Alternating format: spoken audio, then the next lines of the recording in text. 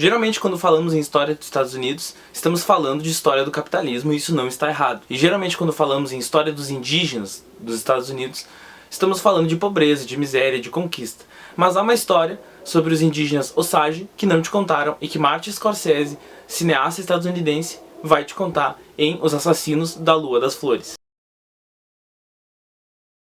Existe nos Estados Unidos um estado acima do Texas, ao norte do Texas, que se chama Oklahoma, que significa terra de gente vermelha, em linguagem Choctaw, que também é uma tribo indígena dos Estados Unidos. Notando a própria bandeira do estado do Oklahoma, você percebe que na verdade se trata de um símbolo Osage. Essa tribo foi descoberta pela primeira vez pelos povos ocidentais, os franceses, em 1673. Mas registros históricos arqueológicos datam que eles já existiam há 700 anos antes de Cristo e eles possuíam grande parte de todo o centro do atual território dos Estados Unidos. Uma coisa muito curiosa sobre os Osages é que eles têm um deus quase espinosista. Isto é, eles acreditam que tudo faz parte de um grande deus. As flores, o céu, as estrelas, a terra, o universo, tudo faz parte de uma grande divindade maior. Mas a grande questão sobre os Osages é que eles foram uma tribo que, sobre os moldes do capitalismo, deram certo.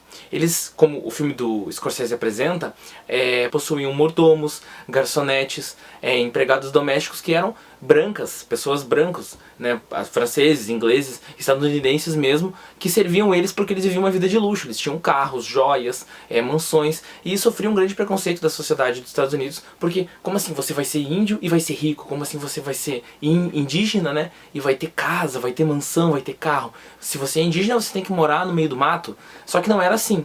Por quê? Em 1872, os Osages foram um dos primeiros povos, um dos únicos povos ameríndios a comprar a sua terra. Eles disseram pro governo dos Estados Unidos: não, nós vamos comprar a nossa terra, vai ser essa aqui, porque foram sendo expulsos da sua terra original e ficaram com menos de 10% do que possuíam de verdade. O governo dos Estados Unidos na época, né, em 1872, não deu muita bola, inclusive uma cláusula que dizia assim, que se qualquer reserva mineral encontrada naquele território ali, ela seria somente da tribo Osage. Como era uma terra de calcário, deserta, enfim, que não parecia ter muita coisa, o governo dos Estados Unidos não se importou muito. Só que o problema, pessoal, é que a terra era riquíssima em petróleo e eles vão descobrir isso já no final do século XIX. Em 1894, os Osages descobrem riquíssimas fontes de petróleo nessa região. E é aí que começa a nossa história, porque já na década de 1920, quando eles são um povo muito rico, vão atrair os olhos de brancos,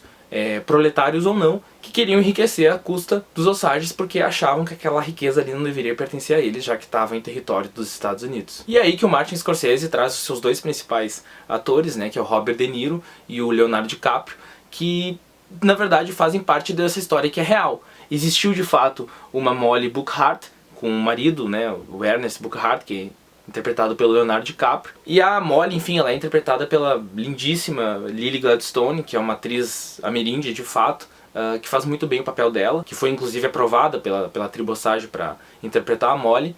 E ela, na verdade, é uma vítima, né, de uma grande emboscada do personagem psicótico William Haley, que de fato existiu também, que foi responsável aí por no mínimo 15, 10 assassinatos Osages na década de 20. Porque qual era o interesse?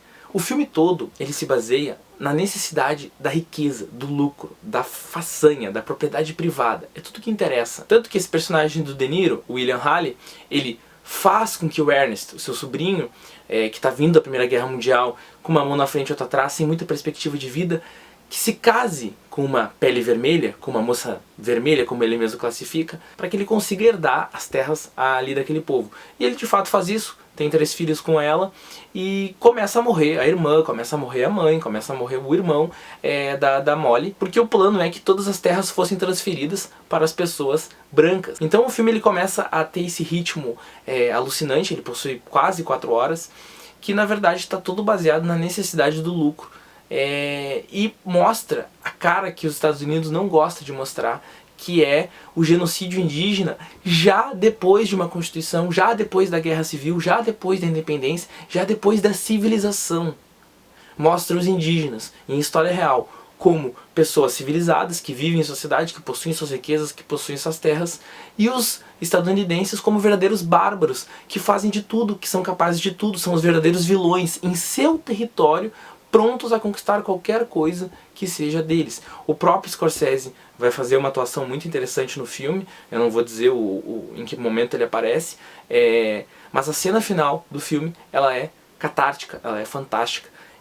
O Scorsese ele teve uma capacidade que eu acho que ultimamente só o Spike Lee tinha tido, de trazer a história dos Estados Unidos e colocar um ponto atual nela, de colocar um ponto, uma ligação entre a história e todos os problemas sociais do presente. Então, Os Assassinos da Lua das Flores é um filme que trata de toda essa história indígena dos Estados Unidos e coloca sob perspectiva essa necessidade de se debater, na verdade, o que é esse capitalismo dos Estados Unidos e o que ele destruiu, o que ele matou. Porque uma das coisas que o filme também fala é sobre o nascimento da FBI.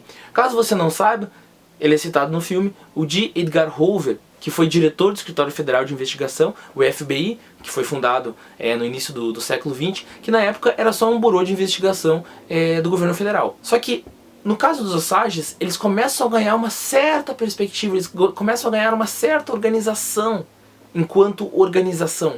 O Hoover foi um anticomunista ferrenho, né, que lutou contra a influência comunista, pelo menos desde 1919 nos Estados Unidos. Ele dizia que os Estados Unidos era o principal foco dos comunistas do mundo. E sabe aquela palhaçada lá de Gramsci entrando nas escolas, aquela coisa toda? Foi o Hoover um dos grandes idealizadores disso e que moldou o FBI para essa perspectiva anticomunista. O que é muito curioso, porque como nós podemos ver no filme de Scorsese, o FBI começa ajudando, né, investigando o que ninguém queria investigar, de um povo originário oprimido dentro do território dos Estados Unidos. Então fica aí a dica de um belíssimo filme, tem muito a falar sobre ele, que é Os Assassinos da Lua das Flores.